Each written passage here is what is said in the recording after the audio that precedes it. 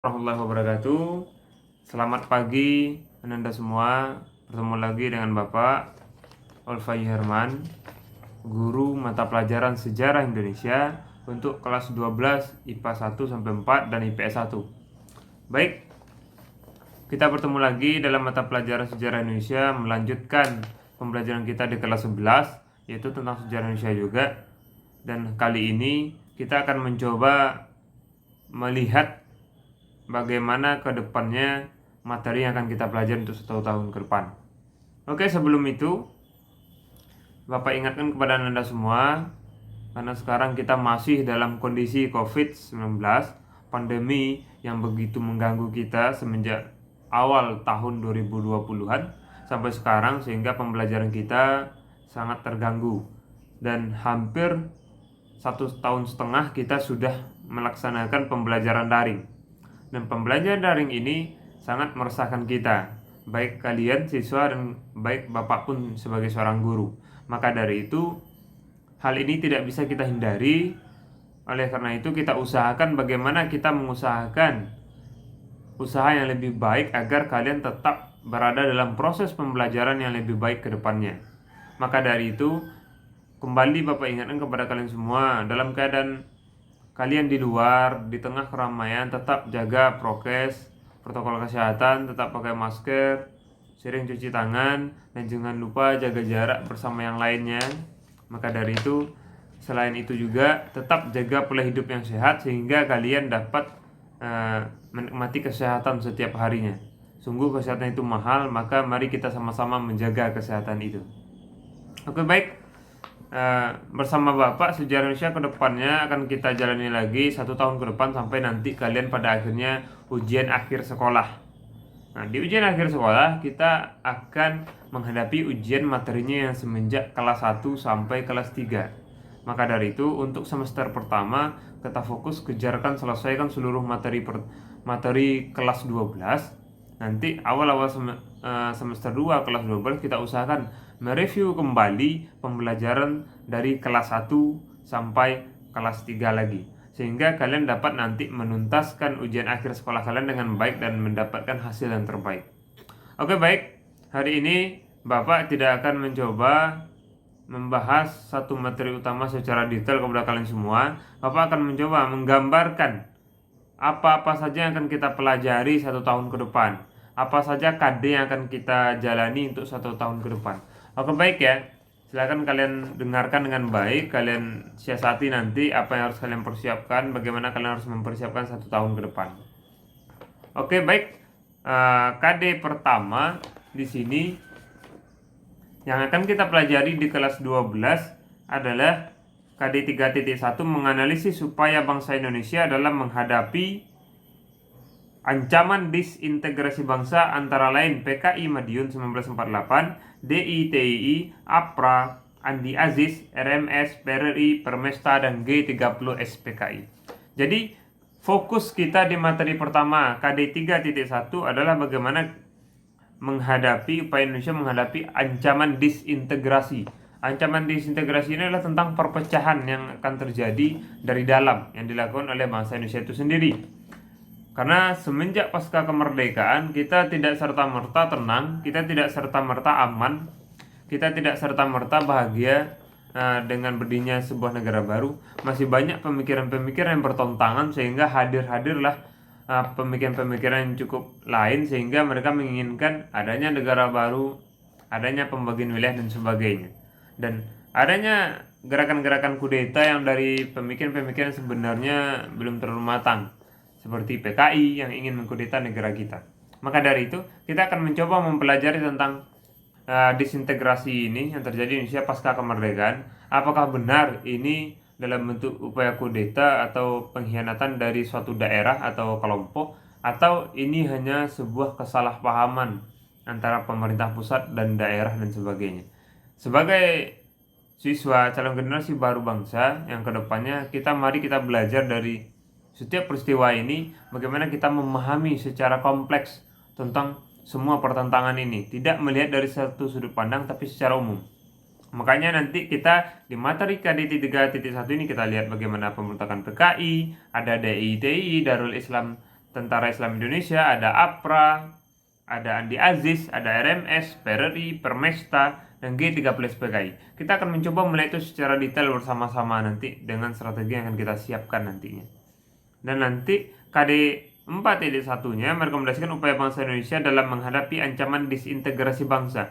Jadi semacam apa pendapat kalian? Apa rekomendasi yang kalian berikan setelah belajar tentang perpecahan ini ke depannya untuk menjaga keutuhan bangsa Indonesia ini? Maka dari itu kita mencari saran-saran bersama, mencari kesepakatan bersama dari belajar ini agar Indonesia ini tetap aman, tentram selamanya. Oke, selanjutnya materi KD Kompetensi 3.2. Kita akan mempelajari tentang mengevaluasi peran dan nilai-nilai perjuangan tokoh nasional dan daerah dalam mempertahankan keutuhan negara dan bangsa Indonesia pada masa 1945 sampai 65. Jadi di sini kita akan mencoba melihat, mengevaluasi dan menilai perjuangan tokoh-tokoh nasional dan daerah dalam mempertahankan keutuhan negara bangsa Indonesia. Mempertahankan bukanlah sesuatu yang sangat gampang. Ini adalah butuh usaha bersama, butuh kesepakatan bersama, butuh bersama untuk melakukan sesuatu yang baik agar negara ini tidak pecah belah. Dan kita akan mencoba melihat tokoh-tokoh siapa saja yang mengusahakan hal ini. Tokoh-tokoh siapa saja yang dapat kita teladani, dapat kita pelajari, sehingga intinya keutuhan bangsa ini dapat tercapai dengan baik dan benar ke depannya. Keutuhan bangsa ini dapat terjaga sampai akhir hayat nantinya untuk semua bangsa Indonesia ini. Jadi negara yang diimpikan tetap bertahan sampai akhir nanti. Selanjutnya KD 3.3. Di sini kalian akan mempelajari tentang menganalisis perkembangan kehidupan politik dan ekonomi bangsa Indonesia pada masa awal kemerdekaan sampai masa demokrasi liberal. Jadi kita di sini akan fokus melihat perkembangan kehidupan politik dan ekonomi bangsa awal kemerdekaan sampai demokrasi liberal. Dalam artian awal kemerdekaan berarti sekitar tahun 1945 pasca proklamasi, pasca kita menunjuk presiden dan wakil presiden, pasca kita memulai suatu bangsa sampai dengan demokrasi liberal. Demokrasi liberal dimulai 1950 sampai 1959 nanti. Berarti target yang kita pelajari di sini adalah masa mempertahankan kemerdekaan Indonesia 45 sampai 49. Nanti lanjut masa 50 sampai 59 demokrasi liberal. Kita akan mencoba mempelajari politik dan ekonomi. Bagaimana perpolitikan di bangsa kita masa mempertahankan kemerdekaan Indonesia, bagaimana politik di bangsa Indonesia masa demokrasi liberal. Kita akan melihat nanti gonta-ganti pemerintahan, gonta-ganti menteri, gonta-ganti perdana menteri, semuanya gonta-ganti tentang sistem pemerintahan. Kita akan mempelajari itu dan melihat dari efek dari perpolitikan itu bagaimanakah ekonomi bangsa kita sebagai suatu bangsa yang baru merdeka, suatu bangsa yang baru menapak tilas kehidupan berbangsa dan bernegara, bagaimanakah ekonominya, apakah baik langsung atau morat-marit di awal. Ini akan menjadi pembelajaran besar bagi kita generasi bangsa ke depannya. Selanjutnya, menganalisa perkembangan. Ini KD 3.4 ya. Menganalisis perkembangan kehidupan politik dan ekonomi bangsa Indonesia pada demokrasi terpimpin. Demokrasi terpimpin fokusnya 59 sampai 66. Ini masa pemerintahan terakhir Presiden Insinyur Soekarno, yang mana presidennya tunggal, tidak ada pakai wakil lagi. Bung Hatta tahun 56 sudah mengundurkan diri. Dan di sini kita akan melihat kebijakan-kebijakan politik masa Bapak Insinyur Soekarno, masa terakhir kepemimpinannya, dan bagaimana kebijakan-kebijakan ekonominya untuk menunjang kehidupan bangsa. Dan kita akan melihat nanti bagaimana pertentangan arus politik pada saat itu, sehingga pada akhirnya berakhirnya Bapak Insinyur Soekarno sebagai seorang presiden. Nah, dari sini kita akan mencoba melihat hal itu, yaitu tahun 59 sampai 66, masa demokrasi terpimpin. Oke, selanjutnya KD 3.5, menganalisis perkembangan kehidupan politik dan ekonomi bangsa Indonesia pada masa Orde Baru. Pada masa Orde Baru ini berarti masa kepemimpinan Bapak Presiden Soeharto. Bapak Presiden Soeharto yang merupakan Bapak Presiden kedua kita, dengan beliau memiliki wakil sampai 6 orang nantinya. Sering pergantian waktu dan wakilnya selalu berbeda. Dan di sini kita juga melihat bagaimana kebijakan politik dan ekonominya untuk kebaikan bangsa ini. Dimulai dari tahun 66 sampai nanti 1998, 32 tahun kurang lebih Orde Baru beliau pimpin. Bagaimana awal gerakan beliau dalam memimpin Indonesia sampai menuju keberhasilan di pertengahan tahun 80-an, sampai beliau juga nanti dipaksa turun tahun 1998 oleh kelompok mahasiswa dalam gerakan reformasi. Jadi di sini kita akan melihat dinamika politik masa pemerintahan Bapak Soeharto dan bagaimana perkembangan perekonomian yang beliau usahakan dengan jajarannya untuk kebaikan Indonesia. Jadi kita akan mencoba melihat juga kebijakan politik dan ekonomi Presiden kedua kita, Bapak Jenderal Soeharto, dalam memimpin bangsa Indonesia. Selanjutnya, KD 3.6 menganalisis perkembangan kehidupan politik dan ekonomi bangsa Indonesia pada awal reformasi. Ingat ya, reformasi dimulai berhasil dikatakan reformasi ketika tahun 1998, yang mana presiden kita sebelumnya, presiden kedua Bapak Soeharto, mengundurkan diri sebagai presiden dan naik wakilnya itu Bapak Burhanuddin Yusuf Habibie. Ini titik awal reformasi. Waktu itu ketika gerakan reformasi terjadi untuk memaksa turun Bapak Presiden Soeharto, ekonomi kita morat-marit, terjadi krisis moneter, inflasi besar dan sebagainya. Ekonomi bisa dikatakan ambruk. Banyak yang kacau di negara kita. Bukan hanya politik tapi ekonomi juga, keduanya saling mempengaruhi, sehingga ini menjadi suatu tantangan besar bagi pemimpin baru yang naik, bagaimana mengendalikan perekonomian kita menjadi lebih baik lagi. Maka dari itu kita pada KD 3.6 akan mencoba melihat secara detail bagaimana sih usaha-usaha terbaik yang dilakukan oleh Bapak B.J. Habibie dalam menerapkan kebijakan politik dan ekonominya untuk memperbaiki bangsa Indonesia pada saat itu yang sedang morat-marit, sedang kacau balau, mulai dari Sabang sampai Merauke. Bahkan kita tahu bahwa nilai tukar rupiah kita sampai ambruk, sampai di angka 16 ribuan dari 6 ribuan. Jadi ini suatu tantangan bagi presiden selanjutnya pasca Bapak Presiden Soeharto turun. Ini perlu dan penting kita ketahui bagaimana awal reformasi, awal demokrasi yang sebenarnya yang kita impikan mulai dihadirkan. Oke, lanjut kita untuk KD 3.7. Kita masuk materinya itu mengevaluasi peran pelajar, mahasiswa, dan pemuda dalam perubahan politik dan ketatanegaraan Indonesia. Kebaik ya, ini materinya tentang peran pelajar, mahasiswa, dan pemuda. Tidak bisa dipungkiri suatu bangsa sangat dipengaruhi oleh pelajarnya, mahasiswanya, dan pemudanya. Suatu bangsa dapat digulingkan pemerintahannya oleh pemuda, pelajar, maupun mahasiswa. Ini adalah kekuatan-kekuatan generasi yang luar biasa yang mampu, yang harus melek dengan politik, dan mereka harus mengontrol perpolitikan bangsanya. Jadi kalian sebagai pelajar, kita akan mencoba belajar juga dari sini bahwa ketika kalian sudah punya hak politik, hak perpolitikan di usia 17, kalian sudah mencoblos dan sebagainya, berarti kalian sudah berhak melayangkan pikiran-pikiran terbaik untuk bangsa ini. Maka dari itu, semenjak awal kebangsaan ini, semenjak awal perjuangan kemerdekaan, pemuda sudah berperan besar bagi bangsa ini. Mulai dari perjuangan kemerdekaan, mempertahankan pemerintahan, memperjuangkan pemerintahan Indonesia menjadi lebih baik, pemuda tidak pernah lepas andilnya. Maka dari itu, di KD 3.7 kita akan mengulas tentang peran pemuda secara umum, secara khususnya ada pelajar, ada mahasiswa, dan sebagainya. Maka dari itu, ini 3.7 adalah materi sangat penting, sangat baik untuk kalian semua. Oke, kita lanjut ke materi 3.8, yaitu mengevaluasi peran bangsa Indonesia dalam memperdamaikan dunia, antara lain KAA, Misi Garuda, Deklarasi Juanda, Gerakan Non-Blok, ASEAN, OKI, dan Jakarta Informal Meeting. Jadi di sini bagaimana kita lihat peran bangsa Indonesia dalam dunia internasional dalam mewujudkan perdamaian dunia.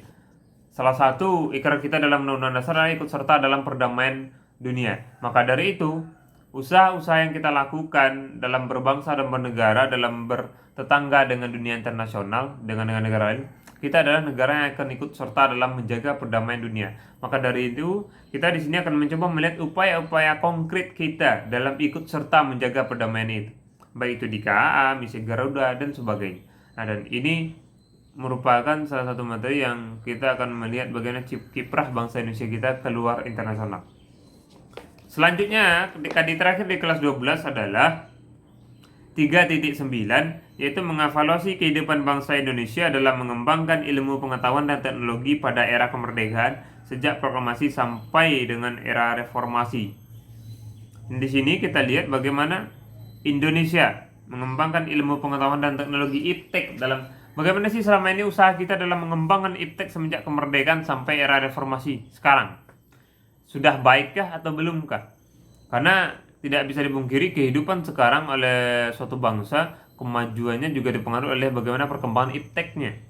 Perkembangan iptek akan menentukan kemajuan suatu bangsa. Perkembangan iptek akan menunjang suatu perkembangan ekonomi suatu bangsa. Maka dari itu, kita akan mencoba melihat, mengevaluasi, menilai nanti apakah yang perlu kita kembangkan. Kalian sebagai generasi penerus bangsa tentu perlu tahu itu, dan kalian harus tahu nanti gerak kalian harus kemana lagi. Apa yang harus kalian lakukan untuk kebaikan bangsa ini. Oke, itulah sekiranya gambaran tentang materi kita 1 tahun ke depan untuk kelas 12 sejarah Indonesia. Maka dari itu, nanti silakan kalian ulas-ulas, kalian lihat buku yang sudah kalian pinjam, lihat rincian-rincian babnya. Itulah materi yang akan kita pelajari secara garis keseluruhan, secara berurutan nanti. Maka dari itu silakan kalian inak-inakkan materi itu. Nanti lebih lanjut, nanti pertemuan selanjutnya kita akan mulai fokus mendalami satu-satu materi setiap KD yang Bapak sebutkan tadi, yang Bapak jelaskan tadi. Yang penting intinya pertemuan pertama ini Bapak ingin menjelaskan garis besarnya kepada kalian, dan itu semua adalah garis besar materi yang akan kita pelajari untuk materi kelas 3 saja. Nanti ketika waktu kita masih berlebih, ada waktu yang kita sediakan untuk mengulas kembali seluruh materi sejarah Indonesia dari awal, yaitu semenjak praaksara, zaman praaksara di Indonesia sampai reformasi. Itu akan kita coba ulas lagi ketika di akhir nanti menjelang ujian akhir sekolah. Oke ya, sekian, terima kasih dari Bapak penjelasan tentang penggambaran materi kita 1 tahun ke depan. Bapak harap kalian semua, apapun keadaan sekarang, meskipun dalam keadaan pandemi, ini bukan baru lagi bagi kita, ini sudah berlarut-larut bagi kita, dan semoga kita semua sudah mulai membiasakan diri, mulai mendewasakan diri menghadapi situasi ini. Jangan terlalu lemah, jangan melemahkan diri dengan kondisi, tetap semangat, tetap niatkan kuat untuk belajar, bahwa sesungguhnya pembelajaran akan terus berjalan. Maka dari itu kalian tidak boleh mengabaikannya. Kalian akan lanjut untuk menuju perguruan tinggi. Jangan sia-siakan proses yang tinggal 1 tahun lagi ini. Mari kita nikmati, mari kita syukuri dengan baik. Semoga ini tantangan terbaik bagi kita semua. Semoga ini menjadi amal terbaik juga bagi kita karena kita belajar. Sungguhnya belajar itu adalah ibadah. Maka Bapak harapkan kepada kalian semua, mari tetap semangat, mari selalu bersyukur, sehingga Allah selalu menguatkan kita untuk menghadapi proses pembelajaran yang terus menantang kita dengan kondisi pandemi seperti ini. Sekian, terima kasih dari Bapak. Selamat bertemu lagi di pertemuan selanjutnya. Akhir kata, Assalamualaikum warahmatullahi wabarakatuh.